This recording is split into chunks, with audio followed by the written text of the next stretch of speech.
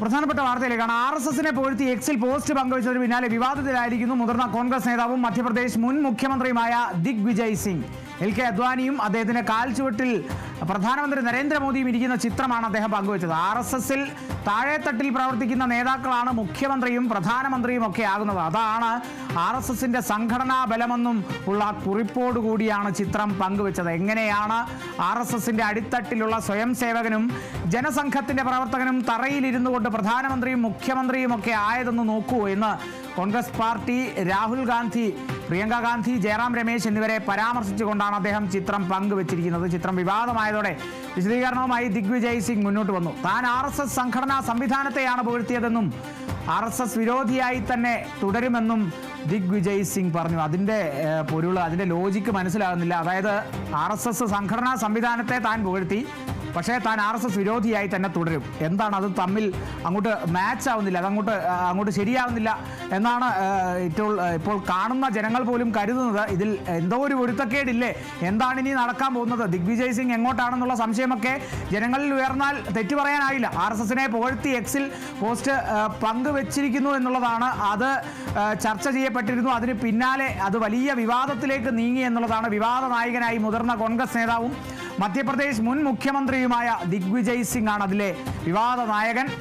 ഇപ്പോൾ LK അദ്വാനിയും അദ്ദേഹത്തിൻ്റെ കാൽച്ചുവട്ടിൽ ഇരിക്കുന്ന പ്രധാനമന്ത്രി നരേന്ദ്രമോദിയും ഉള്ള ആ ചിത്രമാണ് അദ്ദേഹം എക്സിൽ പങ്കുവച്ചത്. RSSൽ താഴെത്തട്ടിൽ പ്രവർത്തിക്കുന്ന നേതാക്കളാണ് മുഖ്യമന്ത്രിയും പ്രധാനമന്ത്രിയും ഒക്കെ ആകുന്നത്. അതാണ് RSSന്റെ സംഘടനാ ബലമെന്നുമുള്ള കുറിപ്പോടുകൂടിയാണ് ചിത്രം പങ്കുവച്ചത്. തൻ്റെ സംഘടനയിൽ അത്തരത്തിൽ ഇല്ല എന്നുള്ള പരോക്ഷമായ ഒരു അഭിപ്രായമാണോ ദിഗ്വിജയ് സിംഗ് പറയുന്നത്? അറിയില്ല.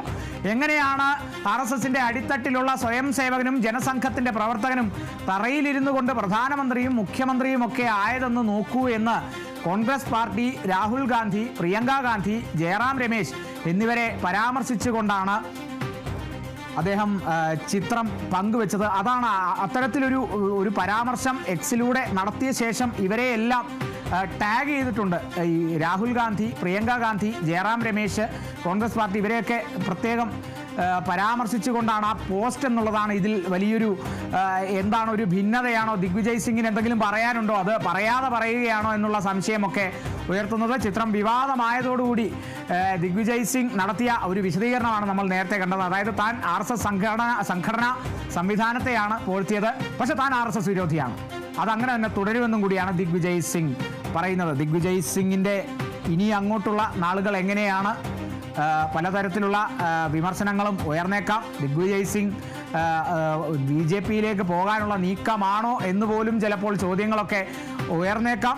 മധ്യപ്രദേശ് മുൻ മുഖ്യമന്ത്രിയാണ് ദിഗ്വിജയ് സിംഗ്. അപ്പോൾ ദിഗ്വിജയ് സിംഗിൻ്റെ ഇനിയുള്ള നാളുകൾ, നടപടികൾ ഒരുപാട് നേരിടേണ്ടി വരുമോ? ഈ വിശദീകരണത്തിൽ ഒതുങ്ങുമോ? ഈ വിശദീകരണം കൊണ്ട് തൃപ്തരാകുമോ ദേശീയ നേതൃത്വം എന്നുള്ളതൊക്കെയാണ് ഇനി വരും മണിക്കൂറുകളിൽ കണ്ടറിയേണ്ടത്.